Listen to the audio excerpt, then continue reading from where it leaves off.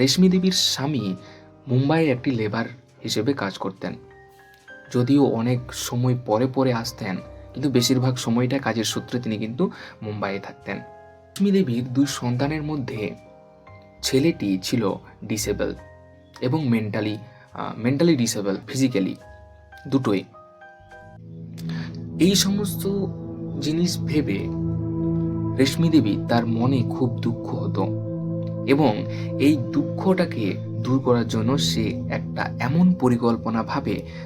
ঘটনার আরেকটা অংশ এমন, যেখানে রেশমি দেবী ভীমরাম নামক একজন ব্যক্তির সঙ্গে বিগত বেশ কিছু বছর ধরে প্রেম করত। এমন অবস্থাতে রেশমি দেবীর ছেলের ব্যাপারে ভীমরাম আগে থেকেই জানত। একদিন তাদের মধ্যে তার ছেলের বিষয় নিয়ে কথা হচ্ছিল। তারপর তারা শান্তি দেবী নামক একটা তান্ত্রিকের কাছে যায়। সেখানে তারা যাওয়ার পরে ছেলের ব্যাপারে বলার পরে তান্ত্রিক তাদের অ্যাডভাইস হিসেবে রেশমি দেবীকে জানায় যে যদি সে তার ছেলেকে বাঁচাতে চায় বা যদি সে ছেলেকে ভালোভাবে সুস্থ করতে চায়, তাহলে একজন মেয়ের বলি প্রয়োজন। সেই মেয়েটিকে হতে হবে ভার্জিন। সে এই